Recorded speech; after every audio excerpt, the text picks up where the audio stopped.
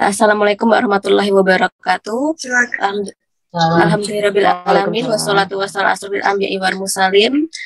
Marilah pertama-tama kita panjatkan puji syukur kehadirat Allah Subhanahu wa taala karena berkat rahmat dan hidayahnya kita dapat berkumpul rutin di pengajian Al-Falah hari ini. Hari ini sedikit spesial ya. Spesial karena sudah menghitung hari menjelang Ramadan. Hari ini kita bersama Ustadz Jauhar yang ada di Jakarta. Terima kasih Ustadz sudah meluangkan waktunya untuk mengisi kajian hari ini. Ya, hari ini menyambut Ramadan dengan tema ini ya Pak Ustadz. Bekal menyambut Ramadan ya Pak Ustadz. Nah, ini pasti sangat dinanti-nanti oleh ibu-ibu semua. Kira-kira apa yang harus kita siapkan untuk menyambut Ramadan? Mungkin untuk menyingkat waktunya bisa langsung saja Pak Ustadz. Untuk waktu dan tempat dipersilahkan. Baik, terima kasih Bu Edita. Iya. Bismillahirrahmanirrahim. Assalamualaikum warahmatullahi wabarakatuh. Alhamdulillahirabbil alamin wa bihi nasta'inu ala umuri dunya wassalatu wassalamu ala asyrofil anbiya'i wal mursalin sayyidina Muhammadin wa ala alihi wa sahbihi ajma'in. Subhanaka la ilma lana illa ma 'allamtana innaka antal 'alimul hakim.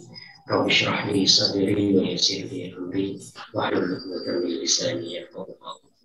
Amma ba'du, ibu-ibu jamaah pengajian Al-Falah. Iya, betul Pak Ustadz. Alhamdulillah, pertama sekali tentu bisa kita mengajarkan rasa syukur kepada Allah Subhanahu wa taala. Hari ini menjelang siang Allah pertemukan kita dalam forum kajian walaupun secara online, mudah-mudahan tetap kita bisa memanfaatkan untuk sama-sama belajar mendapatkan ilmu tentang agama Islam yang kita perlu hingga saat ini. Jadi ceritanya tadi malam, kalau nggak salah sore sebenarnya, Ustadz Imam sudah SMS saya baru membuka tadi pagi. Jadi akhirnya ketika saya buka, ya alhamdulillah nggak ada waktu, cuma nggak tahu karena sudah dari jam 4 itu SMS-nya. Saya bilang, insya Allah ada waktu sih, tapi nggak tahu apakah sudah. Karena saya tidak balas-balas, mungkin sudah ada materi yang lain gitu. Tapi ternyata belum ya. Sehingga alhamdulillah ada kesempatan kita bertemu di sini. Ya, mungkin tidak tahu juga apakah sebagian sudah pernah bertemu. Tetapi kalau tidak salah kalau kajian yang ibu-ibu ada pernah beberapa kali mengisi. Tapi untuk ibu kajian ini beberapa kali. Jadi ya sekaligus perkenalan saja. Nama saya seperti yang ada di layar, Jauhar Ridwan Marsuk. Posisi saya sekarang sebenarnya ada di Bangka Belitung. Jadi di Pulau Bangka, Provinsi Pulau Bangka Belitung. Asalnya dari Lamongan, Jawa Timur. Jadi sudah tinggal di Bangka Belitung sejak 2015 karena menikah dengan orang Bangka. Itu pengenalan singkat, mudah-mudahan bisa sedikit memberi informasi untuk ibu-ibu. Tema yang insya Allah kita bahas pada siang hari ini berkaitan dengan Ramadan. Kita sekarang sudah mendekati Ramadan dan insya Allah dalam waktu 1 atau 2 hari ke depan kita sudah masuk bulan Ramadan. 2 atau 3 hari ke depan kita insya Allah sudah masuk bulan suci. Kita perlu mempersiapkan diri apa yang perlu kita lakukan. Mudah-mudahan Ramadan menjadi Ramadan yang bermanfaat, Ramadan yang berkesan. Ulama-ulama kita sudah mempersiapkan Ramadan 6 bulan sebelumnya. Jadi mereka sudah berdoa 6 bulan sebelum Ramadan agar dipertemukan dengan bulan Ramadan. Dan setelah Ramadan mereka berdoa selama 6 bulan untuk supaya amalan di bulan Ramadan itu diterima Allah Subhanahu wa taala. Insya Allah ada materi yang akan saya bagikan.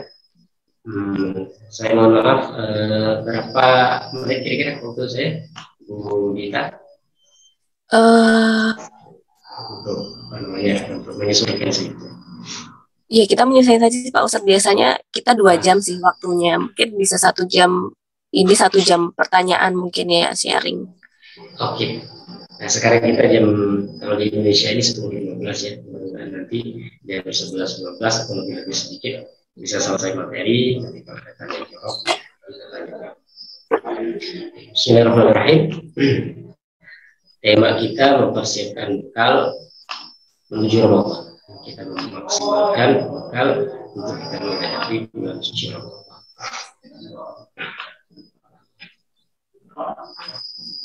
Terlihat materi saya, Ibu? Ya, terlihat Pak Ustadz. Oke. Ya. Kita ambil dulu dari Al-Quran sebagai sumber utama kita. Allah Subhanahu Wa Taala berfirman, "Syahrul Ramadan alladzi unzila fihi al-Qur'an hudan lin-nasi wa bayyinatin minal huda wal furqan. Faman syahida minkum asy-syahra falyasumhu." Bulan Ramadan adalah bulan yang di dalamnya diturunkan Al-Quran sebagai petunjuk bagi manusia dan penjelasan mengenai petunjuk itu dan pembeda yang benar dan yang batil. Karena itu barang siapa di antara kamu ada di bulan itu maka berpuasa. Bulan Ramadan adalah satu-satunya bulan di antara 12 bulan yang ada yang disebutkan dalam Al-Quran. Kita punya kalender Hijriah sebenarnya, walaupun kalender ini memang tidak populer bagi kita. Yang populer kan kalender Masehi. Tapi sebenarnya kita sebagai umat Muslim mau tidak mau harus ada bersinggungan dengan kalender Hijriah. Ibadah Ramadan kita ya harus kita ketahui bulan Ramadannya kan. Kemudian nanti ada juga puasa yang disunahkan 3 hari dalam setiap bulan. Itu kan kita harus tahu juga bulan apa. Kemudian ibadah-ibadah yang lain seperti haji, kemudian perayaan-perayaan hari besar Islam seperti Maulid Nabi, Isra Mi'raj, dan lain sebagainya, itu juga berkaitan dengan bulan-bulan Hijriah. Cuman kadang-kadang ya kita ini lebih populer dengan kalender Masehi daripada kalender Hijriah. Itu wajar sih, karena Ibnu Khaldun mengatakan bangsa yang kalah itu biasanya mengikuti bangsa yang menang. Ya, kita ditakdirkan Allah hidup dalam keadaan Islam memang sedang berada di apa ya di titik bawah gitu, sehingga ya wajar lah. Kita dulu pernah berada di titik atas gitu ya. Nah sekarang kita hidup ada di titik bawah, sehingga kebanyakan kita ngikut bangsa yang menang. Nah, dalam kalender Masehi, dalam kalender Hijriah ada juga 12 bulan. 12 bulan itu diawali dengan Muharram, Muharram, Safar, kemudian Rabiul Awal, Rabiul Akhir, Jumadil Awal, Jumadil Ula, Jumadil Akhir, kemudian Rajab, Sya'ban, Ramadan, Syawal, Dzulqa'dah, atau juga Dzulqa'dah dan Dzulhijjah. Jadi kalau dari sini kira-kira Ramadan ini bulan keberapa itu? Ya di kalender Hijriah. Ada yang tahu nggak? Bulan ke-9. Bulan ke-9. Bulan ke-9 ya.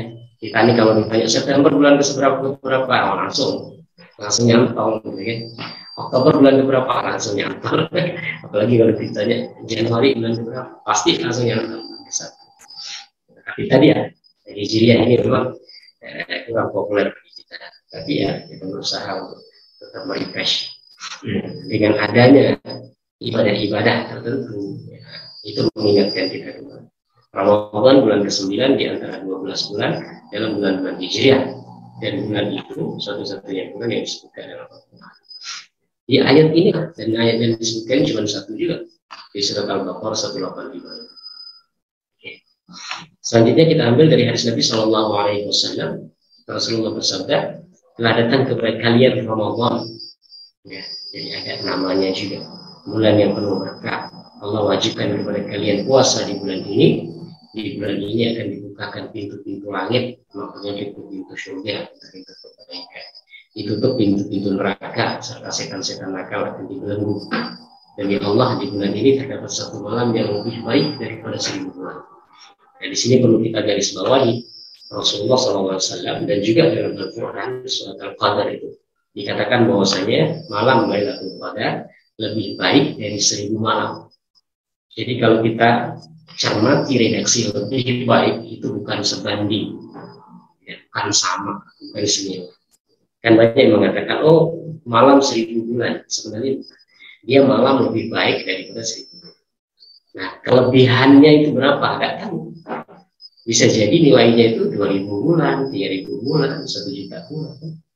Yang penting Allah hanya mengatakan malam itu nilainya lebih baik daripada 1000 bulan, bukan sebanding dengan 1000 bulan. Di dalam Al-Quran juga begitu. Lailatul Qadri khairun min alfi syahr. Malam Lailatul Qadar lebih baik daripada 1000 bulan. Dari sini maka keutamaan malam Lailatul Qadar tadi berapa bisa dihitung lagi. Bukan hanya sekedar 1000 bulan, kadang-kadang dihitung-hitung sekitar 83 tahun gitu. Itu kalau sebanding, tapi Allah nggak mengatakan sebanding. Allah mengatakan siapa yang terhalangi untuk mendulang banyak pahala di malam itu, berarti dia terhalangi mendapatkan kebaikan. Barang siapa yang tidak memaksimalkan diri ya, untuk meraih kebaikan di malam itu, tapi di malam-malam yang lain yang nggak bisa diharapkan lagi. Artinya dengan kebaikannya sedemikian rupa dia tidak terdorong untuk beribadah dengan maksimal, tidak terdorong untuk menambah kebaikan. Maka apalagi di bulan yang lain gitu ya. Nah itu maksudnya. Oke, kita makna Ramadan. Ramadan nama bulan dan dia berasal dari bahasa Arab. Ramadan bahasa Arab itu biasanya akar katanya dari 2 huruf. Kalau Ramadan ini kan ada 5 huruf ya. Ra, Mim, Wat, Alif, kemudian Nun. Ramadan. Dia ada 5 huruf. Dalam bahasa Arab itu kebanyakan suatu kata itu akarnya asalnya itu 3 huruf. Tapi kalau ibu-ibu menemukan dalam bahasa Arab itu ada lebih dari 3 huruf, kemungkinan besar, walaupun bukan pasti ya, kemungkinan besar itu ada huruf tambahan. Seperti Ramadan. Ramadan ini kan ada 5 huruf. Oh berarti ada tambahan nih, 2 tambahannya. Apa tambahannya? Alif dengan nun. Karena akarnya tuh roh, mim, ba. Seperti makan, makanan. Berarti kan tambahannya A dengan N. Seperti Quran. Quran itu juga 5 huruf. Qaf, ro, hamzah, alif, nun. Qaf, ro, hamzah, alif, nun. Quran. Nah, berarti dia ada 2 tambahannya. Nah, tambahannya apa? Alif dengan nun juga. Karena asal katanya qaf, ro, hamzah, qoro'ah. Artinya membaca. Masjid. Pak Ustadz, Ya. Pak Ustadz, mohon izin sebentar, suaranya agak tidak jelas, Pak Ustadz. Seperti apa? Mendengung, bergema gitu. Jadi kurang begitu jelas. Oke, tes cek. Ya. Tes. Mungkin earphone-nya dicopot Ustadz. Oh gitu ya, saya lepas aja. Kayaknya mungkin ruangannya agak bergema. Assalamualaikum. Lebih baik mana? Nah ini jelas. Lebih jelas ini ya. Oke. Iya sih. Maaf Pak Ustadz, terima kasih. Ya nggak apa-apa, terima kasih Bu. Tadi ya, kalau kayak masjid itu kan berupa huruf mim, sin, jim, kemudian dan. Berarti dia kemungkinan ada satu tambahan. Apa tambahannya? Mim, karena akar katanya sajadah. Nah, itu aja sih. Ini untuk membuka saja. Mudah-mudahan nanti ibu-ibu bisa tertarik untuk mempelajari bahasa Arab ya. Nah, Ramadan ini kan 5 huruf. Nah, akar katanya dari ro, mim dengan ro, yang berarti membakar sesuatu yang sangat panas. Jadi kalau orang itu haus betul, kemudian sampai kering kerongkongannya, itu biasanya orang Arab mengatakan romat. Ya. Romat itu juga membakar, karena saking panasnya sehingga seperti membakar. Bulan ini disebut Ramadan karena ketika penamaan bulan ini berada pada waktu yang sangat panas. Orang-orang Arab ketika menamakan bulan-bulan mereka itu menamakan bulan-bulannya sesuai dengan keadaan yang sedang berjalan, sedang berlaku. Maka kalau kita kembalikan nama-nama bulan Hijriah itu terkait dengan keadaan. Contohnya ya Safar. Nah, Muharram itu artinya sesuatu yang dimuliakan. Karena bulan itu dimuliakan.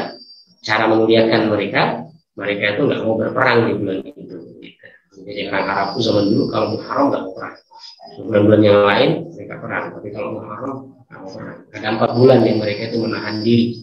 Dzulqa'dah, Dzulhijjah, Muharram, kemudian Rajab. Itu mereka nggak mau perang. Setelah Muharram ada Safar. Safar ini artinya kosong. Sebagian ulama mengatakan karena orang-orang keluar dari rumah untuk berperang, sehingga rumah-rumah itu kosong.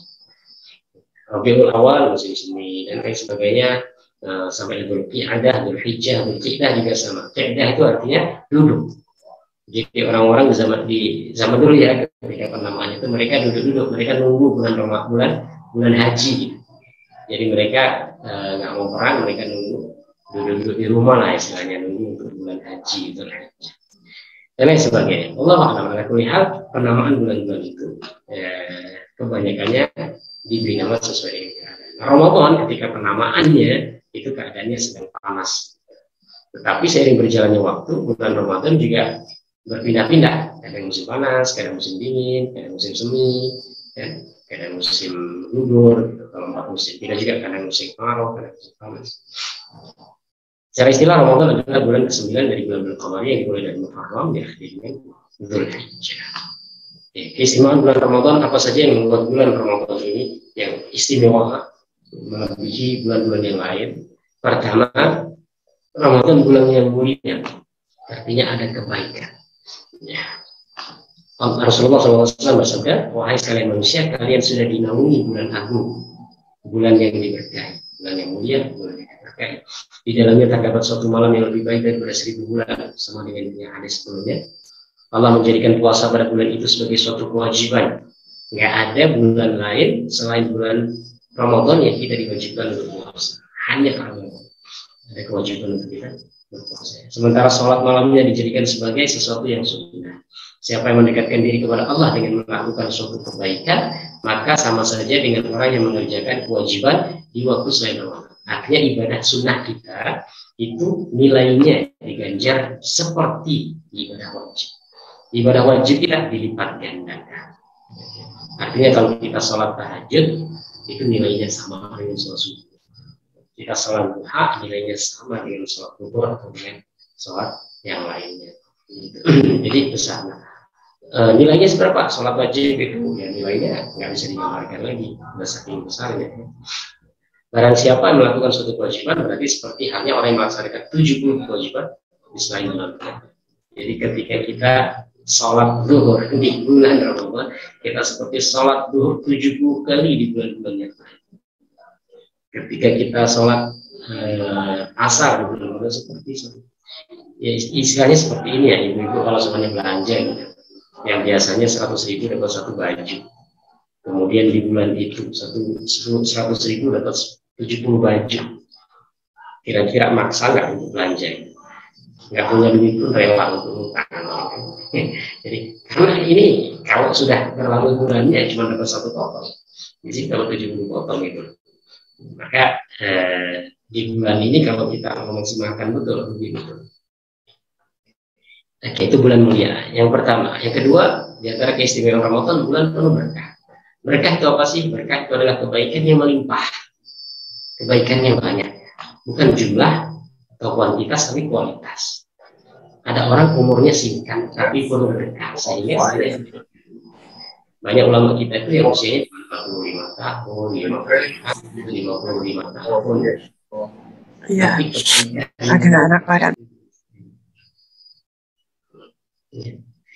Ada juga orang yang hartanya sedikit, kebaikannya banyak. Yang mohon maaf, banyak orang itu yang ya kerja serabutan, gitu ya. Mungkin tani nggak tentu pendapatannya kadang panen kadang rugi. Tapi dia bisa berangkat haji, bisa nyekolahkan anak, bisa anaknya sarjana, kan banyak ya. Sampai ada sinetron tukang bubur naik haji, itu kan untuk menunjukkan keberkahan rezeki. Ya, maka kita ini selain mencari ya kuantitas, kita perlu ya kualitas. Ya. Banyak orang mohon maaf, banyak rezekinya nominalnya banyak, tapi nggak ada kebaikan yang bisa didapatkan, dapat uang, ini itu bulan akhir bulan sudah nggak ada. Ini tadi yang saya contohkan, orang yang mungkin dia akan serabutan cuma sekedar tani, bisa berangkat haji, ya, nabungnya cuma 5.000 setiap hari, dan ini itu, kan. Anaknya semuanya bisa dikuliahkan sama sarjana dan semuanya banyak juga. Umur juga begitu. Ya, umur kita juga perlu kita perhatikan. Dikasih umur panjang, alhamdulillah. Tapi yang perlu kita perhatikan adalah bagaimana umur kita itu bermanfaat. Ada seorang ulama namanya Imam Nawawi, usianya cuma 45 tahun. Itu kalau bukunya kita baca, seumur hidup kita insya Allah tak selesai. Ibu kayaknya ada juga yang ngaji dulu, ngaji Arba'in Nawawi. Kitab yang cuma 42 hadis, disusun oleh Imam Nawawi. Itu ngaji setahun belum selesai. Saya ngaji 2 tahun aja nggak selesai. Cuma 42 hadis sih, bukunya tuh tipis tuh. Apalagi buku-buku beliau yang lain gitu ya, tebal-tebal gitu juga Habibie, ya kan, kemudian Al-Mu'atab yang tebal-tebal kan, Syarah Sahih Muslim, itu usianya cuma 45 tahun. Ini sebagian kita sudah melampaui itu. Ya. Imam Ghazali sering kita dengar usianya cuma 50 tahun. Imam Syafi'i ya, yang sering kita dengar dia usianya 50 tahun. Ya, maka kita perlu juga memperhatikan keberkahan dari Allah. Nah, Ramadan ini bulan yang Allah berikan banyak kebaikan. Ya, di antara kebaikannya dari Allah Subhanahu Wa Taala tutup pintu-pintu setan, pintu neraka, dan Allah buka pintu-pintu syurga. Oke, sudah. Tadi Bu Iman sudah ada sedikit mungkin penurunan yang pertama ya. Jadi begini, memang kita mengurai saja supaya tidak ada kesalahpahaman atau kita nggak menyalahkan gitu ya. Jadi Al-Quran itu turunnya kepada itu melalui beberapa tahapan, gitu. Beberapa tahapan. Sebagian ulama mengatakan 2 tahapan, sebagian mengatakan 3 tahapan. Yang mengatakan 3 tahapan, Al-Quran itu turun pertama kali. Al-Quran itu sebagai kalam Allah, firman Allah. Dia dari Allah turun, ini maksudnya bukan dari atas ke bawah. Turun itu artinya perpindahan atau kemunculan. Kita sering menggunakan kata turun itu maksudnya muncul. Oh, nilai kamu udah turun loh. Itu enggak dari atas ke bawah. Kantornya di bawah kok. Nilai kantor di atas. Kok turun? Ini udah turun. Maksudnya muncul. Nilai sudah muncul. Nah, turunnya Al-Quran itu ya artinya kemunculan Al-Quran atau perpindahan Al-Quran dari satu tempat ke tempat lain. Ya. Al-Quran sebagai firman Allah mengalami satu penurunan dari Allah ke Lauhul Mahfuz. Ini yang mengatakan 3 tahapan. Tahapan pertama dari Allah ke Lauhul Mahfuz. Ya, itu dalam satu tahapan, dalam satu Quran. Kemudian tahapan yang kedua dari Lauhul Mahfuz ke suatu tempat namanya Baitul Izzah.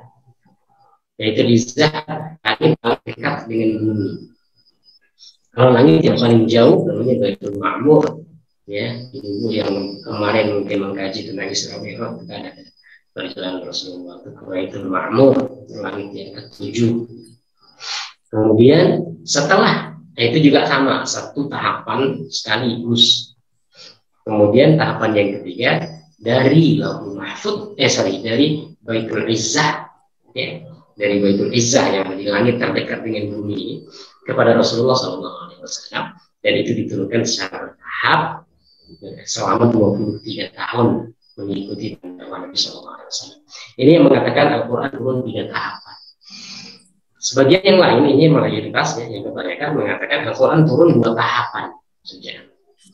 Tahapan pertama dari Lauhul Mahfuz langsung ke Baitul Izzah.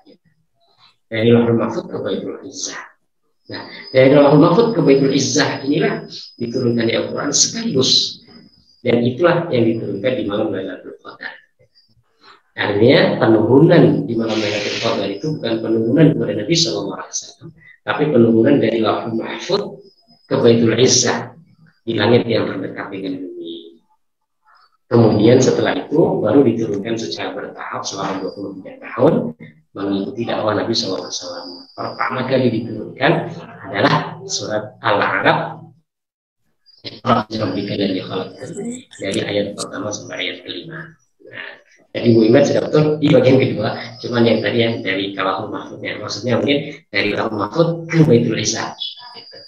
Jadi itulah turunnya Al-Quran di malam Lailatul Qadar. Jadi yang kita peringati itu yang memang awal turunnya Al-Quran.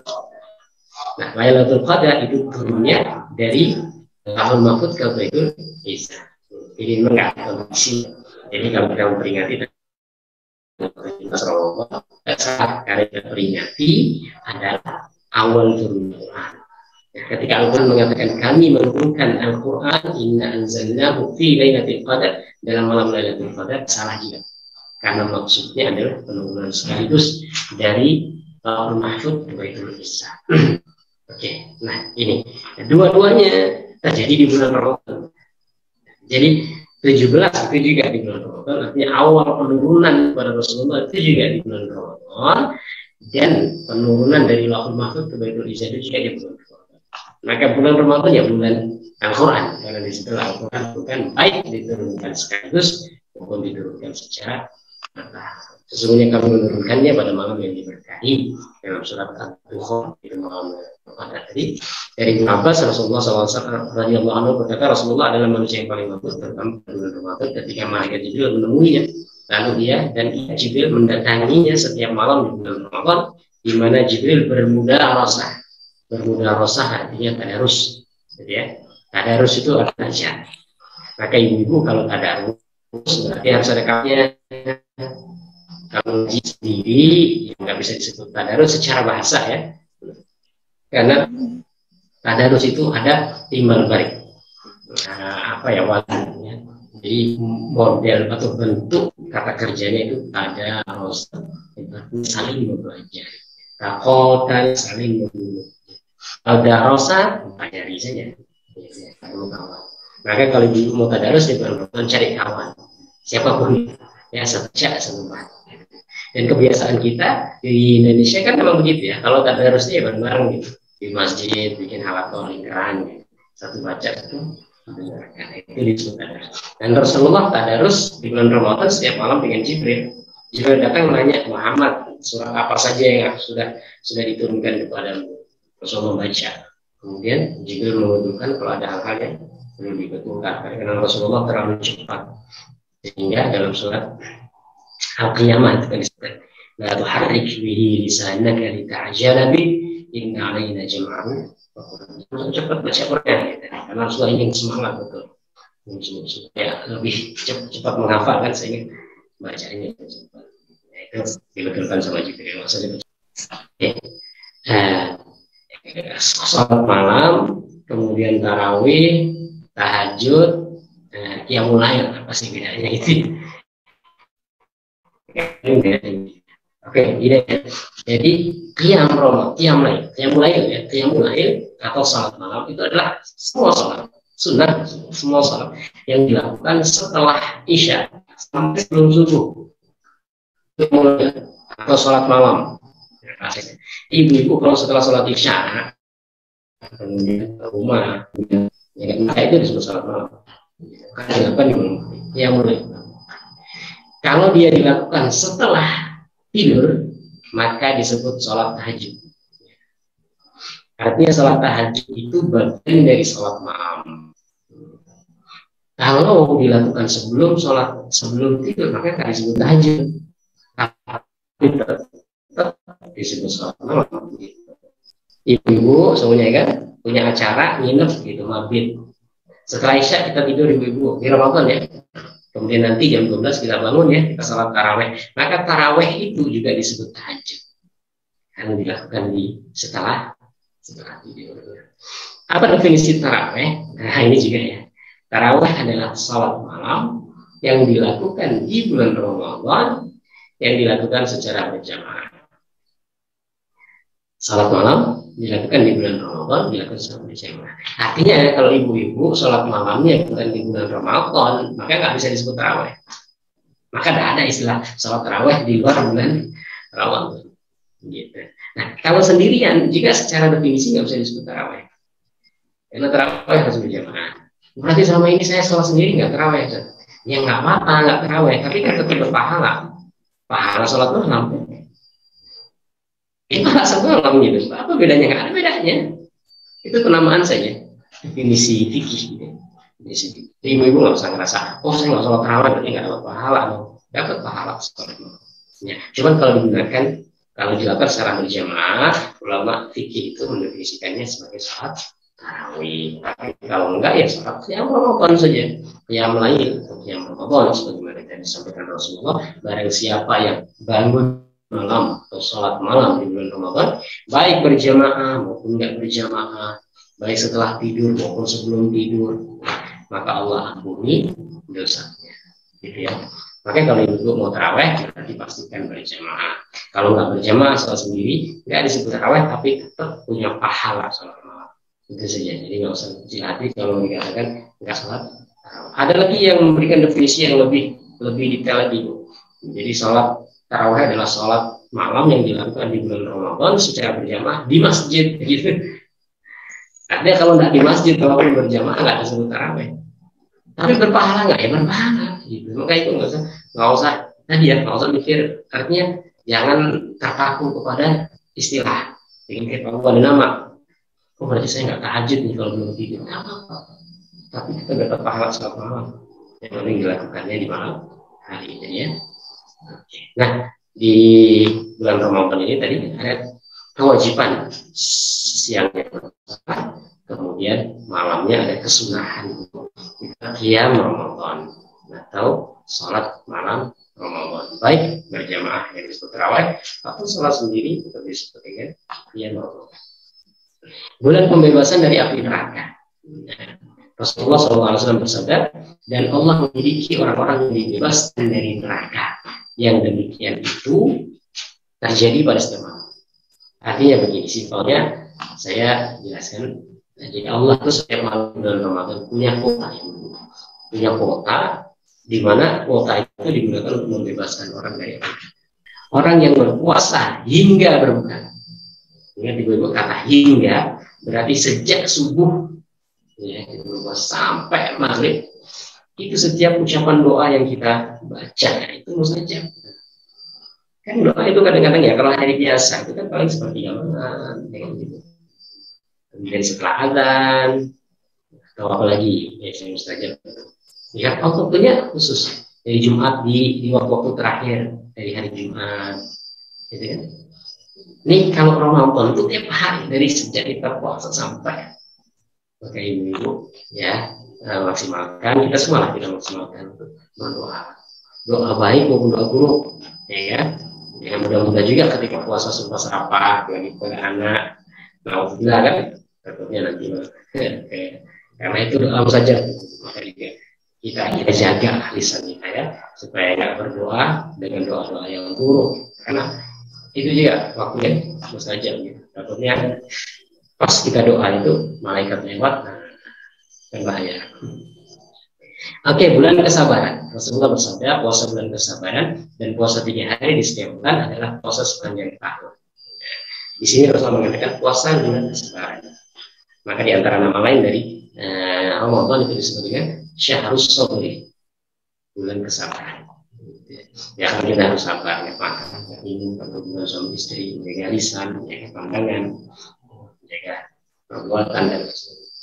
Puasa bulan kesabaran dan 3 hari di setiap bulan menghilangkan wahar di dada, menghilangkan sombong. 3 hari setiap bulan orang yang berpuasa itu seperti puasa sepanjang tahun karena dilipat gandakan. 1 hari puasa seperti 10 hari puasa. Dan maka kalau kita terbiasa puasa 3 hari dalam setiap bulan, dan bulannya ini bulan-bulan Hijriah ya, mohon maaf bulan Hijriah bukan bulan Masehi, terutama di tanggal 14, 13, 14, 15. Maka tadi saya sampaikan kita nggak bisa lepas dari bulan Hijriah. Maka ibu kalau semuanya mau puasa ayam bir, ya kan? Jadi ingat ini 13 apa nih? Mau 13 Mei sebenarnya, 13 Maret enggak? 13 apa? 13-nya harus Hijriah. Nah yang terbiasa puasa 3 hari itu seperti puasa sepanjang tahun. Karena satu puasa seperti 10, berarti kalau kita puasa 3 hari seperti puasa 1 bulan. Kalau selama 12 bulan itu kita 3 hari saja sudah seperti puasa sepanjang tahun. Bulan simpati, bulan itu berbagi. Dan iya, Ramadan adalah bulan kesabaran dan balasan atas kesabaran adalah surga. Bulan ini merupakan bulan kedermawanan, bulan di mana rezeki orang-orang beriman bertambah. Nah, siapa mau memberi makan untuk berbuka orang yang berpuasa, maka baginya pengampunan atas dosa-dosanya dan dibebaskan dari api neraka. Dan dia mendapatkan pahala yang sama sebagaimana yang berpuasa, tanpa mengurangi sedikit pun pahala orang yang berpuasa. Maka para sahabat berkata, wahai Rasulullah, tidak setiap kami mempunyai sesuatu untuk dihidangkan kepada orang yang berpuasa untuk berbuka. Rasulullah bersabda, Allah akan memberikan pahala itu kepada orang yang memberi buka puasa walaupun dengan sebiji kurma atau seteguh air atau setetes susu. Ini juga perlu kita lakukan, Ibu. Jadi begini ya, kita puasa ini kan mungkin kita tidak yakin puasa kita terima atau tidak. Tapi kalau seumpamanya kita puasa, kita kasih makan dari 50 orang. Di antara 50 orang itu, kalau ada satu yang puasanya keterima, kita dapat pahala. Puasa kita kan ya, mohon maaf nih. Kadang-kadang kita puasa, lisan kita nggak terjaga, maka kita nggak terjaga. Maka selain mengharapkan dari diri kita, kita juga perlu mengharapkan dari orang lain. Nah kan, kita kasih berpuasa. Di sini ada kebiasaan, kalau kayak di Bangka ini ada kebiasaan, nah, sepintu sedulang. Sepintu sedulang itu begini. Jadi kalau pas buka puasa gitu, setiap rumah itu bawa 1 bulan. Ya, 1 bulan, 1 bulan itu ya dikasih makan. Nanti dibagi di deret gitu. Saya makan punya kawan, kawan makan punya saya. Begini. Itu kan bisa dapat pahala 2. Nah, kalau pahala berbagi ya, kalau saya makan sendiri, makan punya saya nggak ada pahala berbagi. Tapi saya ngasih ke orang kasih saya dapat pahala berbagi dan saya dapat kebaikan makan. Gitu. Tidak biasa. Jadi artinya kalau semuanya puasa saya nggak keterima, ya kan? Orang saya kasih makan dan puasanya keterima, alhamdulillah. Saya walaupun puasa nggak keterima dapat pahala diterimanya puasa dari kawan kita. Oke, kalau semuanya kita ngasih makan orang berpuasa, ya kasih berbuka itu 10 orang, ya kita berharap dari 10 orang kita kasih makan 1 orang bisa diterima puasanya, kita dapat pahala puasa. Karena tadi ya kita kadang-kadang ya bukan pesimis ya, tapi dengan amalan kita ini kadang-kadang ragu juga puasa kita terima. Kontrol lisan ini kan susah. Sekarang bukan lisan, kontrol jari ini dia susah. WA, ya kan, status, mungkin ada orang tersakiti, tidak sengaja, bisa jadi menggugurkan pahala.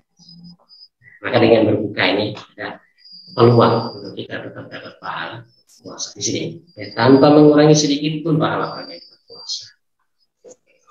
Oke, ini menetapkan awal bulan Ramadan, saya rasa tidak terlalu penting. Karena nanti mungkin kalau ada pertanyaan ya silakan tanya.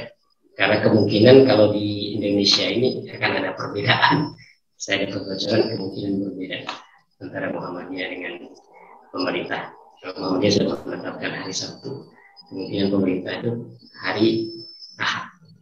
Nanti ada bisa kita jelaskan kalau mau bertanya kenapa sih bisa berbeda. Oke, langsung saja amalan di bulan Ramadan. Waktu kita masih 10 menit. Amalan apa yang kira-kira bisa kita maksimalkan di bulan Ramadan?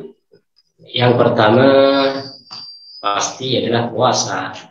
Ya, tidak diwajibkan untuk berpuasa. Dan puasa itu pahalanya luar biasa. Ya, jadi bukan hanya kita merasa ini kewajiban, tapi kita anggap bahwa dengan puasa itu juga ada banyak kebaikan yang bisa kita dapatkan. Kalau ahli apa ya kesehatan kan sudah banyak kaji tentang bagaimana kebaikan berpuasa itu. Nah, tapi dari sisi syariat ya memang ada banyak pahala. Dan ibu jangan terpaku pada kebaikan secara tadi ya kesehatan ya. Sehingga kalau misalnya ada orang puasa kok tetap sakit berarti nggak perlu puasa, katanya puasa menyehatkan. Aku puasa kok masih sakit juga. Ya, jangan gitu. Jadi kalau orang puasa kemudian dia sehat itu bonus, ya kan? Yang penting itu kita dapat pahala. Karena orang terpaku gitu.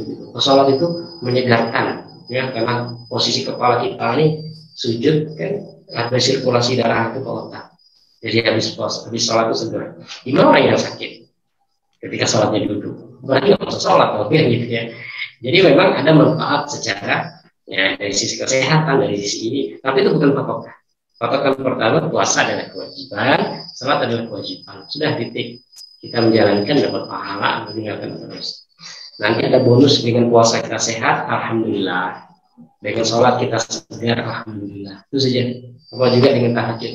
Tahajud supaya cerdas itu nanti, ya kan? Tahajud itu dapat pahala dulu. Ya, kalau nanti dengan tahajud kita tambah cerdas, ya alhamdulillah. Tahajud dengan cerdas-cerdas, nggak usah tahajud. Bukan atas orang-orang, jika ada orang sebelum kita. Ulama berbeda pendapat. Ada yang mengatakan, ya puasanya itu dulu yang diwajibkan pertama. Ayat ini tuh sebenarnya tidak berbicara tentang puasa Ramadan. Sebagai ulama mengatakan begitu. Jadi ayat ini itu berbicara tentang kewajiban puasa secara umum. Dulu Rasulullah itu diwajibkan puasa 3 hari dalam setiap bulan yang tadi. Itulah di ayat ini. Jadi ayat kewajiban puasa Ramadan itu di ayat yang pertama saya baca ini. Syahrul Ramadan alladzi unzila fihi al-Qur'an hudan lin-nasi wa bayyinatin minal huda wal furqan faman syahida minkum ash-shahra falyasum. Bulan Ramadan bulan diturunkannya Al-Qur'an. Barang siapa hadir, maksudnya menyaksikan bulan Ramadan tidak dalam keadaan safar, wajib dia berpuasa. Nah, kalau kewajiban puasa di ayat ini ulama berbeda pendapat karena nggak ada apa namanya kata Ramadan.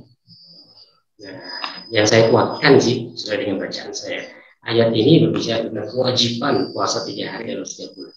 Dulu diwajibkan, kemudian setelah diwajibkan Ramadan maka kemudian puasa 3 hari dalam setiap bulan itu dijadikan sunnah. Dan puasa 3 hari setiap bulan itu juga kewajiban pada umat-umat sebelum kita. Bagian mengatakan bahwasanya kewajiban itu adalah kewajiban puasa Muharram. Jadi kita dulu itu diwajibkan puasa Muharram sebagaimana orang-orang Yahudi diwajibkan puasa 10 Muharram dan puasa Asyura.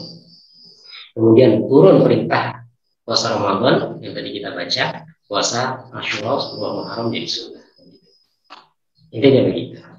Amal setiap orang ada balasan dilipat gandakan. Setiap kebaikan dibalas dengan 10 kali lipat sampai 70 ratus kali lipat. Allah berfirman kecuali puasa, karena sesungguhnya puasa itu adalah untukku dan aku sendiri yang langsung membalasnya. Nah, ini ada keutamaan banyak bagi orang yang berpuasa. Orang yang berbuka puasa memiliki 2 kebahagiaan. Kebahagiaan yang pertama ketika berbuka, kebahagiaan kedua ketika bertemu dengan Allah. Banyak yang memahami gini. Jadi kebahagiaan ketika berbuka, ibu-ibu kalau puasa ini ketika berbuka bahagia, bahagia ya? Kira-kira karena apa bahagianya? Diam kita kering nih kerongkongannya, perut lapar, seneng dong makan lagi gitu. Nah ini berarti pikiran kita masih pikiran ya intinya mikir makan aja gitu. Sebenarnya kebahagiaan ketika orang berbuka itu kebahagiaan ketika alhamdulillah menyelesaikan puasa. Itu yang penting. Karena ada orang yang mungkin di tengah jalan itu mati. Karena dia sakit, akhirnya nggak bisa melanjutkan puasa. Kalau ibu-ibu ya, sudah asar, habis sholat asar tiba-tiba keluar air, aduh, nggak jadi gitu. Berarti sehari ini sia-sia, nggak bisa kenakan gitu. Sudah puasa hampir maghrib. Jadi ketika kita berbuka, itu kebahagiaan kita. Pertama kebahagiaan karena sudah menyelesaikan satu hari. Jadi alhamdulillah selesai. Ada orang-orang yang nggak selesai, tengah hari sakit, ya nggak bisa melanjutkan, atau tengah hari dia harus melakukan perjalanan nggak bisa melanjutkan puasa, atau haid, ya ada halangan-halangan nggak bisa. Alhamdulillah Allah berikan saya ini ya, kesempatan untuk menyelesaikan. Nah kebahagiaan karena makan, nah, boleh saja, tapi jangan dijadikan patokan gitu ya. Seakan-akan puasa buka puasa itu jadi balas dendam gitu. Ya, itu ya kebahagiaan pertama, kebahagiaan ketika kita berbuka, maksudnya kita bahagia karena alhamdulillah Allah berikan kita kesempatan untuk menyempurnakan puasa di hari itu. Kemudian yang kedua, kebahagiaan ketika bertemu Allah. Kenapa kita bahagia? Karena ternyata kita dapat surprise. Ibu kalau dapat surprise senang. Ya, pulang-pulang ternyata bapaknya bawa kado luar biasa, gitu ya. Kado kunci mobil baru, atau surprise senang. Nah, ketika bertemu dengan Allah kita dapat surprise. Oh, pahala puasa sorry. Pahala puasa itu sebenarnya besar. Kan maka Rasulullah tadi mengatakan, jadi pahala sudah ditentukan kecuali puasa. Aku sendiri yang akan memberikan pahalanya. Jadi ketika ketemu Allah surprise, waduh pahalanya besar betul. Ya, jadi kebahagiaan kita dua ketika puasa itu kebahagiaan yang pertama ketika berbuka dan kita dapat menyempurnakan puasa kita. Kebahagiaan yang kedua ketika bertemu Allah kita mendapatkan pahala ya yang sedemikian besar menjadi kejutan kita. Selanjutnya apa yang perlu kita maksimalkan di bulan Ramadan? Oke, sedikit lagi. kita membaca Al-Quran pasti, ya kan? Karena tadi Rasulullah aja tiap malam tadarus sama Jibril. Maka kita juga lah paling enggak ketika bulan Ramadan ya kita tambah lagi waktu kita untuk membaca Al-Quran. Rasulullah mengatakan, langsung saja saya baca hadis yang kedua ini, puasa dan Al-Quran akan memberikan syafaat bagi seorang hamba di hari kiamat. Puasa berkata, wahai Rabb, aku telah menahannya dari makan dan syahwat di siang hari, maka izinkanlah aku memberi syafaat kepadanya. Jadi puasa nanti Allah akan dijadikan makhluk atau seperti apa ya. Tapi dalam hadis ini puasa nanti akan memohon kepada Allah agar kita ini diberikan pengampunan atau pertolongan. Ya Allah, orang ini udah rela nggak makan, rela nggak minum, ya, karena aku berpuasa. Kemudian Al-Quran juga begitu akan ngomong, ya Allah, orang ini malam-malam biasa harusnya tidur, dia tidak tidur baca Quran, dia tadarus, maka berilah syafaat kepadaku. Di bulan Ramadan bulannya Quran, maka kita maksimalkan. Jangan sampai di bulan Ramadan itu nggak hatam pun sekali. Ya minimal lah paling nggak kita jadikan Ramadan itu hatam sekali. Ada ulang nanti akan kita baca ulama kita bagaimana hatam Al-Quran itu berkali-kali. Kok bisa? Ada sebagian orang kan, masa sih Imam Syafi'i itu bisa hatam 60 kali dalam satu Ramadan. Satu hari dia bisa 2 kali hatam. Ada seorang ulama namanya Syekh Ahmad Isa Ma'syarawi, jadi orang Mesir. Dia mengatakan, saya pertama juga heran melihat ulama-ulama kita dulu bisa hatam berkali-kali seperti itu. Tapi kemudian saya melihat orang-orang di zaman sekarang nggak heran loh. Maksudnya gimana? Jadi ulama kita dulu interaksinya dengan Al-Quran seperti interaksi kita dengan HP. Karena ibu-ibu kalau udah megang HP, kita kan sudah hafal mana hurufnya. Udah merem tuh udah bisa ngetik. Ya, merem tuh udah bisa ngetik mana A, mana B, mana C. Sudah tahu posisi aplikasi-aplikasi. Mau buka WA di sini, sekali gesek, ya ketemu. Mau buka Instagram 2 kali gesek. Karena saking seringnya. Kata Syekh Isa, ya, nah ulama-ulama kita dulu itu berinteraksi dengan Quran sebagaimana kita sekarang berinteraksi dengan HP. Kalau ibu-ibu seumpamanya hilangkan waktu, ini saya nggak menyuruh ya, maksudnya waktu yang ibu-ibu gunakan atau yang kita semua gunakan untuk HP, kita ganti untuk Quran. Saya yakin nggak mungkin sebulan sudah hatam sekali, nggak mungkin. Insya Allah bisa sebulan hatam sekali ya. Kalau waktu yang kita gunakan untuk HP, jadi kita ganti. Kalau ulama dulu kan tidak ada HP, tidak ada apa, ya kan jadi baca Quran. Imam Syafi'i itu sampai ngitung Quran, ngitung ayat, bukan ngitung huruf.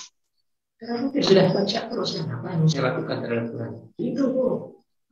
Kita gimana mau ngitung huruf, baca aja kan? Belum sempat ya. Nah, gitu. Oke, Pak. Ya, saya bisa ya. Yang Ramadan berarti malam tadi ya, salat malam. Taraweh, jangan lupa kalau bisa lebih ya istilahnya begini, kalau dengan taraweh itu kan kita ada semangat ya kalau sholat sama-sama. Kita kalau nggak ada taraweh itu nggak yakin kita sholat sendiri itu bisa ya terdorong ya kan. Kadang-kadang orang nggak apa-apa lah sholat sendiri, akhirnya malah nggak sholat gitu. Paling nggak taraweh ya bisa jadi dorongan kita. Kemudian selanjutnya sedekah juga sama, ini harus kita maksimalkan. Dari Anas bin Malik, Rasulullah SAW bersabda, suatu kali pernah ditanyakan, wahai Rasulullah, sedekah seperti apa yang paling baik? Beliau menjawab, sedekah pada bulan. Ya, fakir, miskin, anak kecil, balik, semuanya harus. Selama masih ada bekal untuk makan di siang hari Lebaran. Nah, zakat yang lebih penting itu adalah zakat mal. Jadi ibu ketika zakat fitrah, jangan langsung berpikiran, oh aku sudah zakat. Lihat dulu, cek tabungan kita. Kalau sudah lebih dari 85 gram emas, maka dia wajib 2,5%-nya. Jadi walaupun kita membayar zakat fitrah, tapi ya, 85 gram emas kita ini belum kita zakati, ya kita masih tetap dosa. Karena kita belum bayar zakat kita, cuma zakat mal. Sama kayak ini orang sholat maghrib tapi tidak sholat isya. Sama kayak ini perhatikan. Karena saya mendapati seperti itu. Ketika orang sudah zakat fitrah itu merasa sudah berzakat. Belum. Itu hanya salah satu dari zakat. Nah, zakat mal ini kadang-kadang banyak dilupakan dan ya ilmunya juga memang agak rumit ya. Tapi paling tidak nanti nomor 2 juga ada ya kan bisa ingat, tanya itu hitungannya apa aja yang harus disakati dan lain sebagainya. Ini untuk mengingatkan kita semua ya, karena harta kita ini perlu kita bersihkan. Dan apa namanya, dia seperti makanan, harus ada yang kita keluarkan. Kalau nutrisi atau makanan yang kita konsumsi itu nggak ada yang keluar, justru merusak tubuh kita. Harta yang dikumpulkan nggak ada yang keluar dari kita, maka justru merusak harta kita. Cara rusaknya apa? Ambil keberkahan. Jadi menurut yang di komentar kita sampaikan, banyak orang hartanya banyak, tapi kebaikannya nggak ada. Petani itu kan dikit pendapatannya, tapi zakatnya besar, maka banyak berkahnya. Petani itu zakatnya 10%, ya 5-10%. Kalau zakat profesi cuma 2,5%. Padahal petani itu cuma 3. Ya mungkin setahun itu ya paling banter 3 kali panen. Itu kadang-kadang panennya juga sedikit, ya kan? Maka karena zakatnya besar itu, maka ini ganti ini keberkahan. Petani banyak yang anaknya berhasil, ya, dan anaknya jadi orang besar. Sebentar. Oke. Ya, saya minta waktu sedikit lagi, Bu Rita ya, untuk saya habiskan. Oke. Kita lihat saja keadaan para ulama di bulan Ramadan.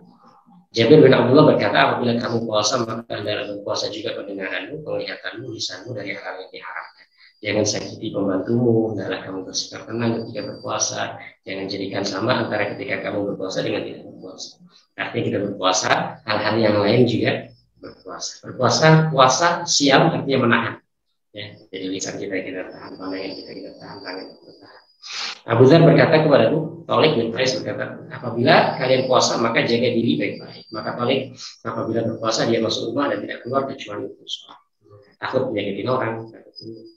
Salat malam, Umar bin Khattab salat malam sebanyak-banyaknya. Ketika sampai pertengahan malam ia bangunkan keluarganya untuk sholat dan berkata, sholatlah sambil membaca firman Allah dan perintahkanlah keluargamu melaksanakan sholat dan sabarlah dalam mengerjakannya. Suatu kali Imam Taus berbaring. Beliau tiba-tiba loncat dari tempat tidurnya, lalu bersuci dan menghadapkan kiblat sampai pagi. Dia kemudian berkata, mengingat neraka membuat seorang hamba tidak berselera. Artinya dia nggak bisa tidur karena ingat neraka.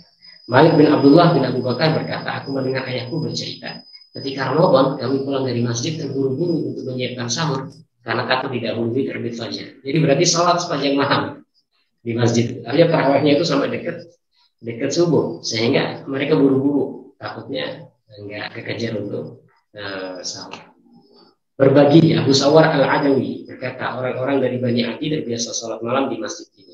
Tidak pernah salah seorang di antara mereka berbuka sendiri. Apabila dia mendapati orang yang bisa diajak berbuka, dia akan berbuka. Jika tidak ada, maka mereka akan membawa makanannya ke masjid dan berbuka bersama orang. Tidaklah Ibnu Umar, salah satu sahabat Rasulullah, anaknya Umar, berbuka kecuali dengan anak yatim dan fakir miskin.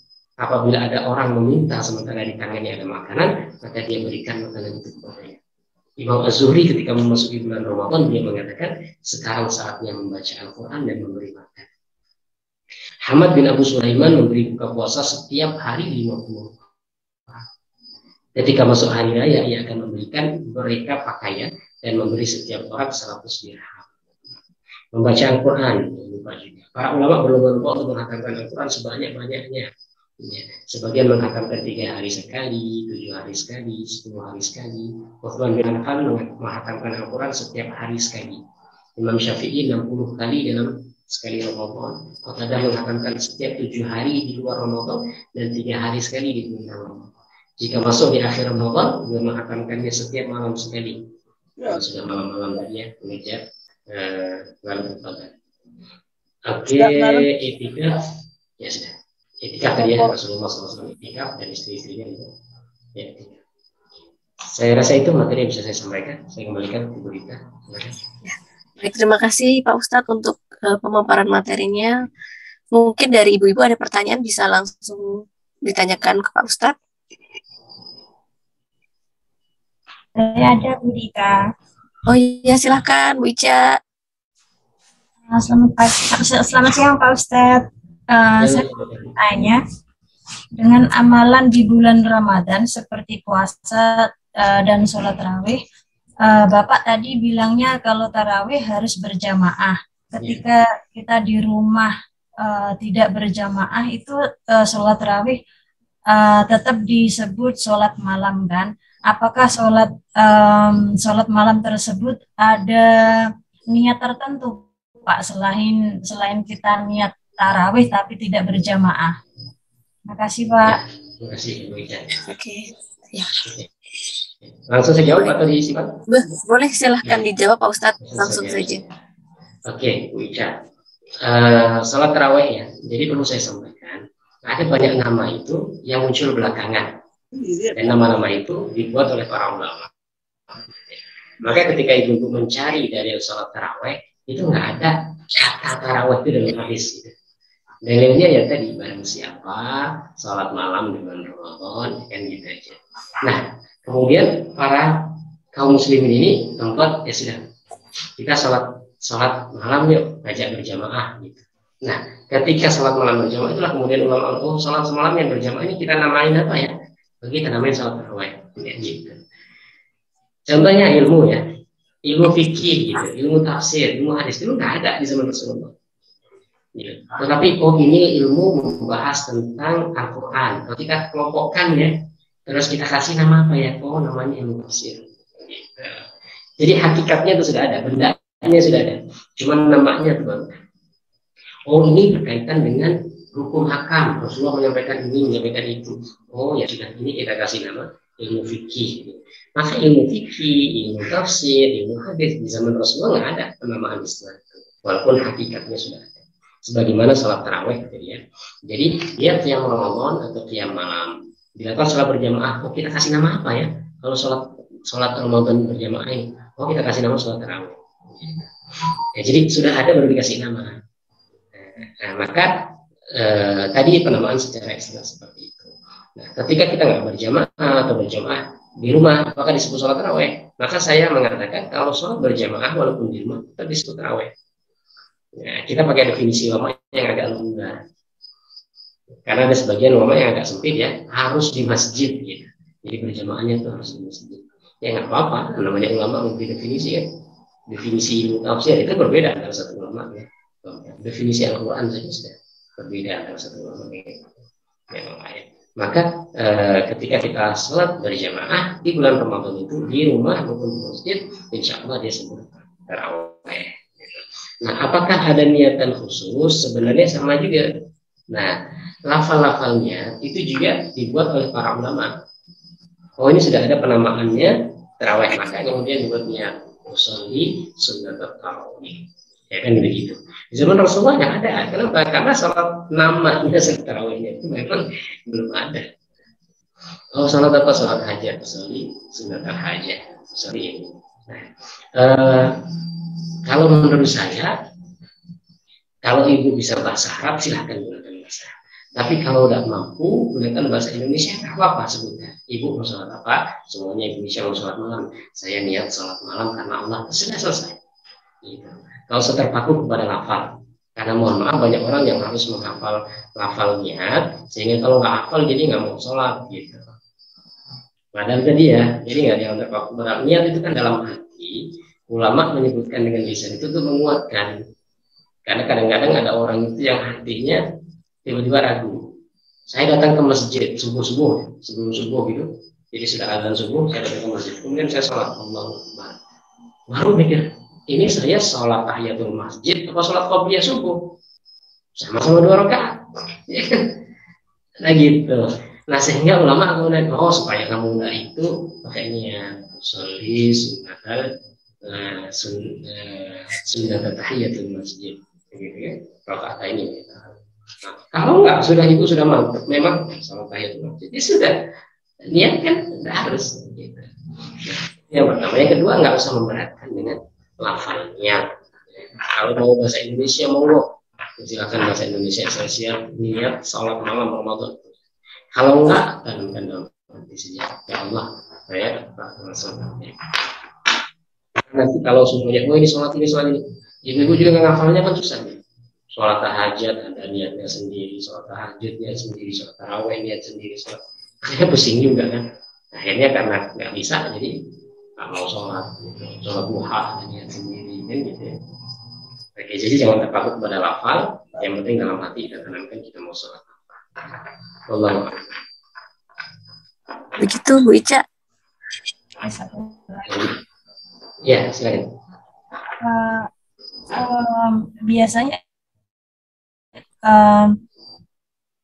dari yang namanya zakat. Kalau zakat mal itu kan 2,5 ya Pak. Biasanya yang kata Pak Ustadz itu bukan Pak Ustadz saja, guru kami kalau bilang beramal atau bersedekah itu kan kepada orang-orang, lebih baik kepada orang-orang yang terdekat. Misalnya zakat mal itu boleh nggak Pak diberikan kepada saudara kita yang dekat? Ya. Terima kasih. Ya, oke. Di sini ada perbedaan pendapat ulama. Ya, saya perlu sampaikan. Masalah-masalah seperti ini nanti sudah masuk masalah masalah khilafiyah. Kalau kewajiban zakat nggak ada pertentangan. Nah, zakat ini boleh nggak kepada keluarga? Imam Malik kalau saya tidak salah itu membolehkan Imam Malik. Tapi kalau Imam Syafi'i, mazhab Imam Syafi'i ya, setahu saya tidak membolehkan. Tetapi kemudian kita bisa ngambil jalan tengah. Kalau memang keluarga kita itu adalah orang yang memang butuh untuk disantuni, ya boleh.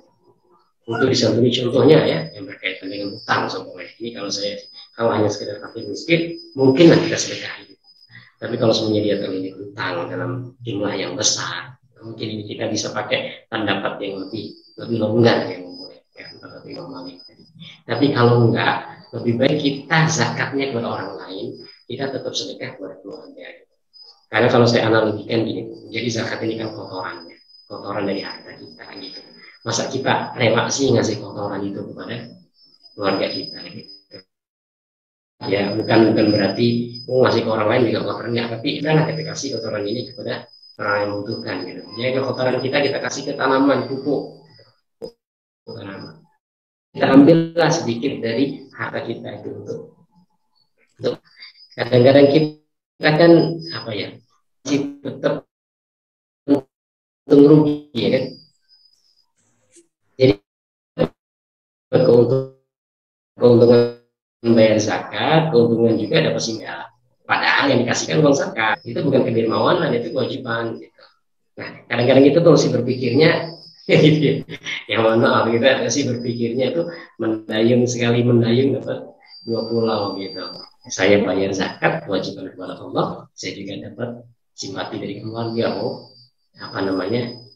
pakai saudara kita ini itu dan sebagainya.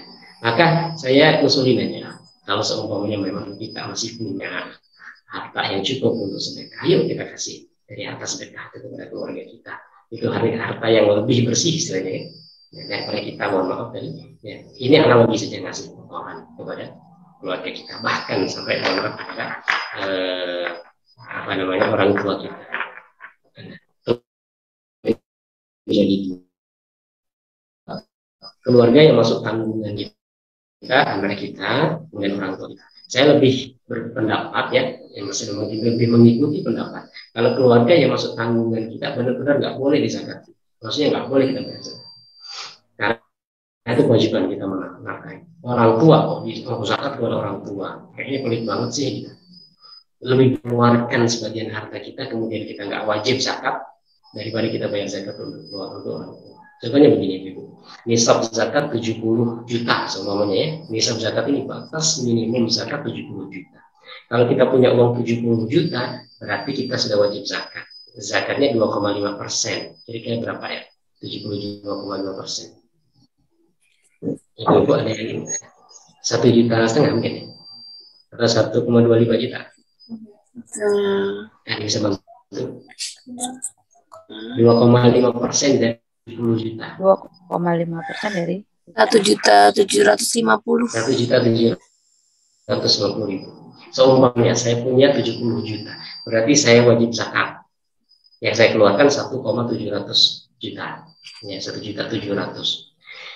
Artinya kalau saya menzakati berarti kemudian saya kasih 1.700.000 kepada orang tua sebagai zakat saya. Kan gitu ya. Itu lebih baik saya begini.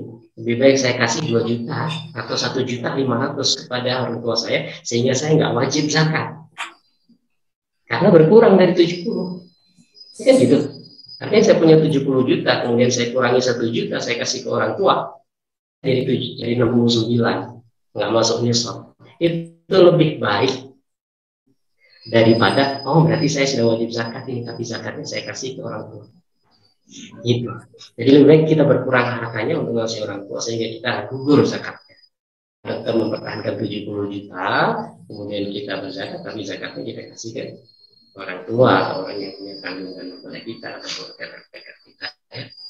Ya, itu saja sih kalau menurut saya, kalau masih memungkinkan untuk kita sedekah dengan harta yang bersih untuk keluarga kita. Biarlah yang jatah zakat kita itu untuk orang lain, ya, yang bisa kita berikan. Allah. Ya, terima kasih itu Mbak Ica sudah baca. Mungkin ada pertanyaan lagi Ibu-Ibu? Boleh. Saya bertanya, Pak Ustadz. Ya, silakan. Ya, baik. Sasa.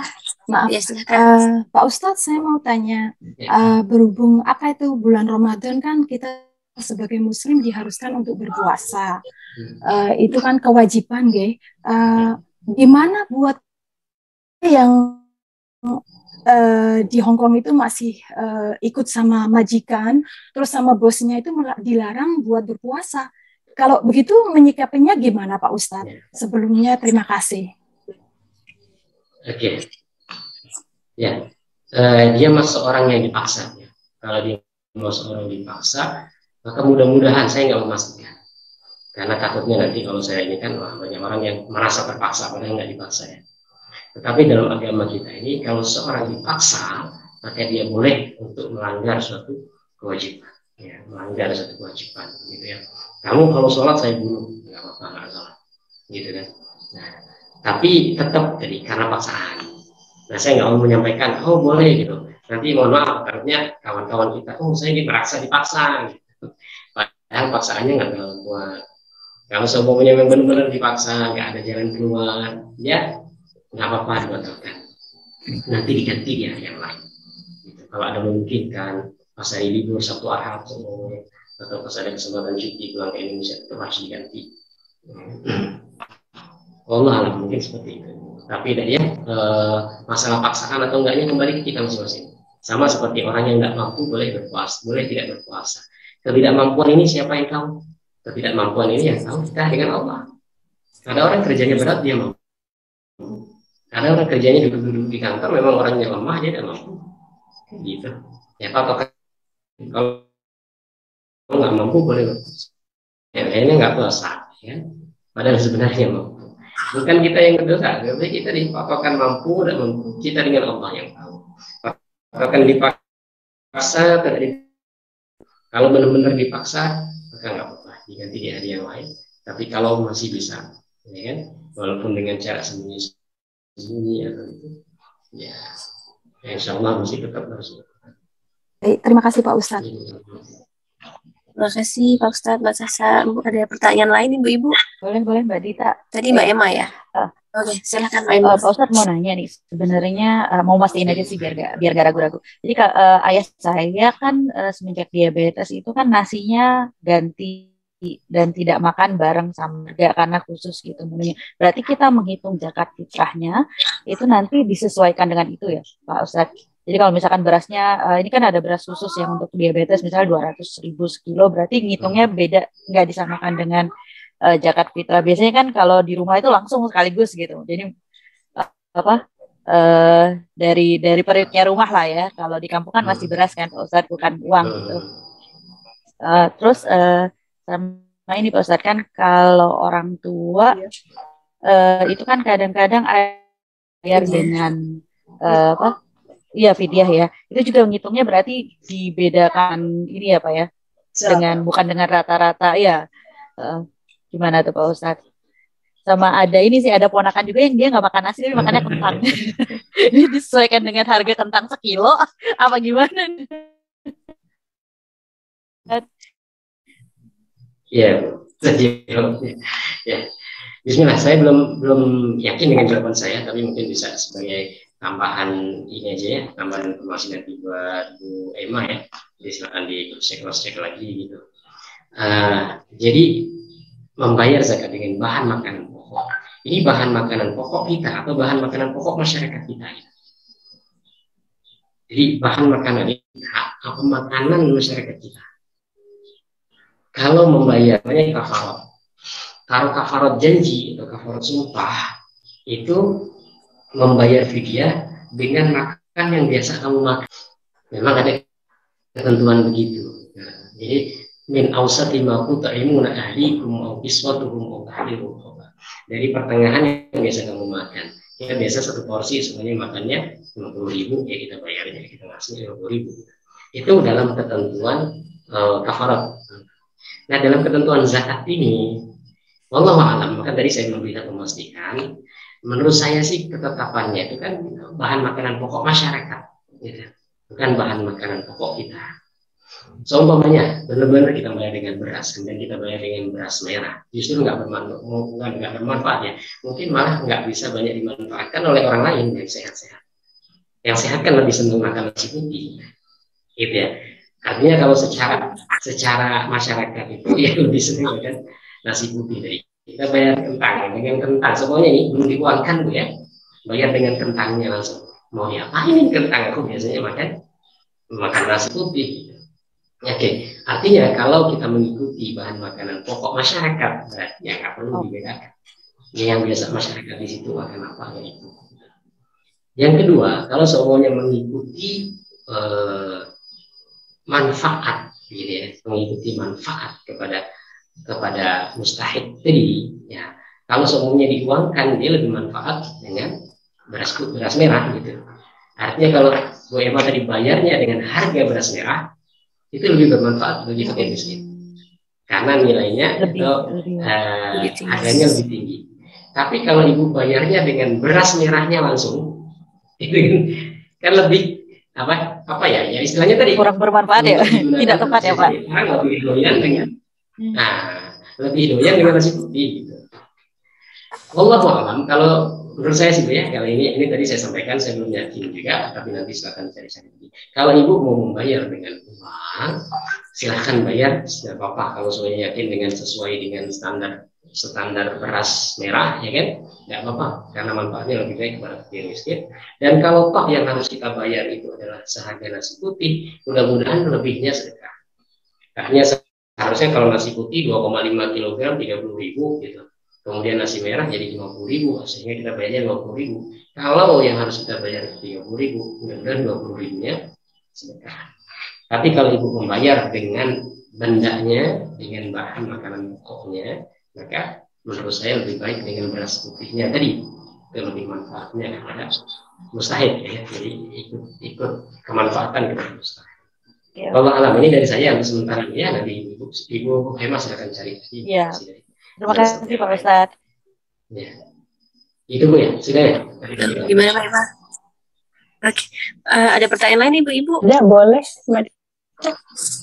Oke, silakan Bu Vina. Ada. Assalamualaikum Pak Ustadz. Assalamualaikum warahmatullahi wabarakatuh. Ada 2 pertanyaan dari saya Pak. Yang soal membaca Al-Quran tadi ya Pak ya. Itu yang dikejar bulan Ramadan ini sebaiknya khatamnya atau tadaburnya, ya, yang bagus yang mana ya gitu. Terus pertanyaan kedua Pak, untuk mustahik saat kan orang yang salah satunya adalah orang yang punya hutang seperti Bapak bilang tadi ya. Nah, saya mau tanya apakah orang yang kalau kita mau kasih zakat personal sama orang yang punya hutang, itu apakah harus Muslim? Atau boleh ke agama lain? Soalnya kalau di Hong Kong sini kan Muslimnya terbatas gitu loh Pak. Ya, itu aja Pak. Terima kasih. Terima kasih Bu Vina. Ya, terima kasih Bu Vina. Yang pertama tentang bacaan Quran ya. Saya mengikuti pendapat para ulama saja. Jadi para ulama lebih mengutamakan banyaknya bacaan ke bulan Ramadan, karena dia ngejar pahala, gitu ya. Ngejar kuantitas pahala. Makanya sebagian ulama itu bahkan dia menutup majelis hadis karena ingin membanyak baca Al-Quran. Seperti mana tadi Imam Syafi'i, ya Utsman bin Affan itu juga lebih ngejar bacaan. Tapi kalau seumumnya harus kita pilih antara mengejar atau tadabbur, yang nggak apa-apa kita pilih ngejar dulu, gitu ya, kita pilih ngejar dulu. Nah nanti di bulan yang lain ya usahakan ada waktu untuk tadabbur, gitu. Ya untuk sebulan ini dapat banyak untuk baca. Kemudian tentang apakah boleh zakat itu dibayar kepada non-muslim. Zakat ini kan asnafnya itu ada 8. Di antara asnaf zakat itu ada namanya mu'alaf. Ya. Mu'alaf itu siapa sih? Kalau kita ditanya mu'alaf itu orang yang baru masuk Islam. Itu satu bagian dari mu'alaf. Mu'alaf itu punya beberapa definisi. Pertama, orang yang baru masuk Islam. Ya. Artinya orang yang memang kita ambil hatinya untuk dia tetap teguh dengan Islam. Kedua, orang yang punya simpati kepada Islam. Dia belum masuk Islam, tapi dia punya simpati kepada Islam. Di Indonesia ada beberapa orang non-Muslim itu yang punya simpati. Dia nggak pernah menghina Islam. Kalau Islam dihina, dia nggak suka, dia malah membela Islam dan sebagainya. Itu sebenarnya ya dalam dalam ilmu kajian fikih itu termasuk bagian dari muamalah. Saya dulu ketika di Korea tahun 2019 itu ketemu namanya Daud Kim. Daud Kim, orang yang punya ketertarikan dengan Islam. Mungkin ibu nonton kalau lihat di YouTube-nya itu ada. Itu sebelum masuk Islam, dia tuh ngikut sholat gitu. Jadi di masjid yang saya dulu di Bapak juga di Ambasador, itu di masjid saya itu dia ngikut sholat. Belum masuk Islam itu nggak buka gitu. Kalau seperti itu perlu kita zakati untuk kita tarik supaya dia masuk Islam. Boleh maksudnya ya, boleh, tapi nggak lumrah definisinya. Yang ketiga, tokoh yang dengan masuk Islamnya dia, mudah-mudahan kaumnya itu masuk Islam. Ya. Jadi setokoh tertentu ya, yang kita ambil hatinya dengan kita beri zakat, mudah-mudahan dia masuk Islam. Kemudian dengan harapan kaumnya itu bisa masuk Islam. Bahkan ngasih kadang-kadang kambing berapa ratus ekor itu kepada salah satu pembesar kaum. Ya. Yang masih Kristen, masih kafir, masih belum Islam. Maka dari sini sebenarnya, ya, kalau dalam secara umum, apakah boleh zakat kepada non-muslim? Dalam masalah muamalah ini justru tadi definisinya ada 3. Tapi ini ilmu ya ibu ya. Untuk masalah prakteknya sesuaikan dulu. Saya perlu sampaikan ini yang berada zakat gitu. Ya, belum nyampe begitu. Saya ketika menyampaikan ini banyak orang yang masuk gitu, ya begitu. Silakan buka dulu. Jadi orang yang baru masuk Islam itu salah satu mu'alaf, bukan sepenuhnya. Orang yang belum masuk Islam punya kecondongan terhadap Islam atau punya simpati kepada Islam, perlu ditarik. Rasulullah pernah menarik itu dengan cara tadi dikasih zakat. Mudah-mudahan dia semakin tertarik dengan Islam. Atau satu tokoh dalam satu suku kabilah tertentu yang kita harapkan dengan masuk Islamnya dia satu kampung baru masuk Islam. Nah, tapi untuk menerapkan ilmu ini, ibu lihat-lihat dulu. Ya, saya sampaikan, ibu lihat-lihat dulu, yang panitia zakat, kalau perlu tanya lagi lah Ustaz sana seminggu, ya kan? Karena serta-merta nanti takutnya masyarakat kita belum mengetahui itu sehingga jadi fitnah. Nah, bagaimana dengan selain mu'alaf? Selain mu'alaf, itu ada perbedaan pendapat antara Imam Syafi'i dengan Imam Abu Hanifah. Kalau Imam Abu Hanifah mengatakan umum saja, boleh semua orang itu dapat harta zakat, termasuk harta kurban. Jadi yang penting dia fakir miskin, membutuhkan, maka boleh dapat harta zakat. Sementara Imam Syafi'i mengatakan, kalau Imam Syafi'i harus muslim, gitu. Artinya yang menerima harus muslim, uang zakat. Sebenarnya kurban itu juga hanya diberikan kepada orang muslim. Saya mencoba untuk mencari jalan tengah. Ya. Kalau seumpamanya memang miskin, yang boyo gitu, boyo kita kasih dulu lah, gitu. Nggak usah jauh-jauh dulu. Dan realitas di lapangannya memang banyaknya begitu yang miskinnya gitu. Ya. Tapi kalau seumpamanya sudah terpenuhi orang miskin di kita masih ada kelebihan, silakan nggak apa-apa.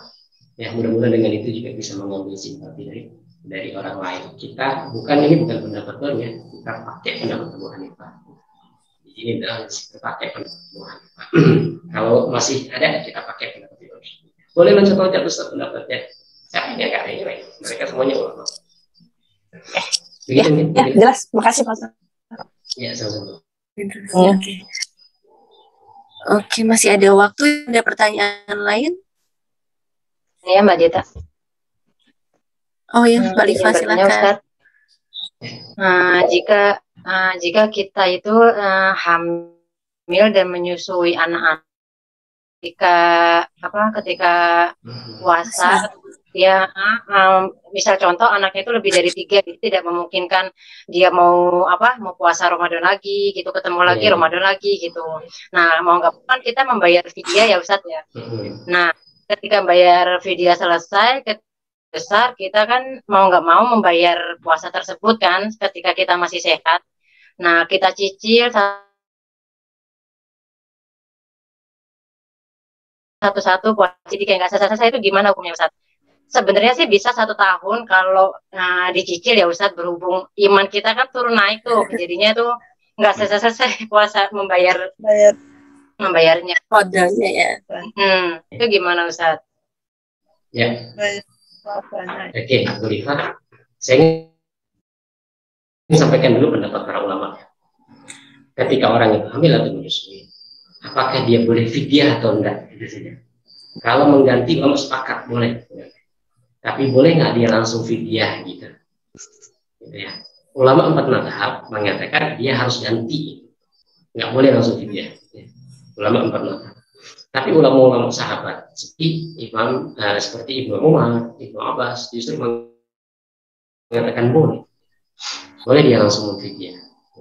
Maka kalau ibu-ibu mendapati ada pendapat yang mengatakan bahwasanya boleh langsung fidyah, nggak usah heran ya, karena itu pendapat sahabat Rasulullah ya, Ibnu Umar dan Ibnu Abbas. Nah, kalau mengatakan nggak boleh, harus diganti dulu, jangan itu juga, jangan asing juga, karena itu pendapat ulama 4 mazhab. Nah, kadang-kadang kan kita tahu pendapat ini udah nyalain pendapat yang lain ya.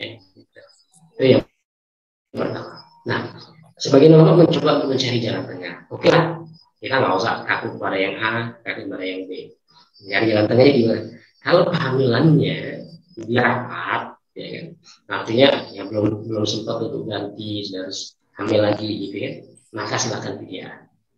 Tapi kalau masih ada waktu lama, 5 tahun baru hamil lagi, ya itu digantilah gitu. Maka harus tetap diganti. Nah, ketika orang sudah fidyah, maka nggak perlu ganti lagi. Gitu ya. Nggak ada ketentuan orang bayar fidyah kemudian ganti lagi, nggak ada. Yang ada itu ketika orang ganti, apakah masih perlu fidyah? Itu saja. Tapi kalau fidyah nggak perlu ganti. Intinya begini, kalau kita mengikuti ulama yang mengatakan hamil dan menyusui boleh fidyah, ya sudah. Berarti sudah gugur kewajiban kita untuk mengganti. Gitu. Nggak perlu lagi merasa masih punya kewajiban. Yang pertama. Yang kedua, ada istilahnya membayar dan mengganti dan membayar fidyah. Itu pada kasus yang begini. Orang yang mampu untuk membayar utang Ramadan di tahun itu, kemudian terlewat dengan Ramadan baru, dia masih punya utang. Dengan kesengajaan, maksudnya dengan kesengajaan itu dia sebenarnya punya waktu untuk mengganti ya. Ada kesempatan, tapi dia masih punya utang.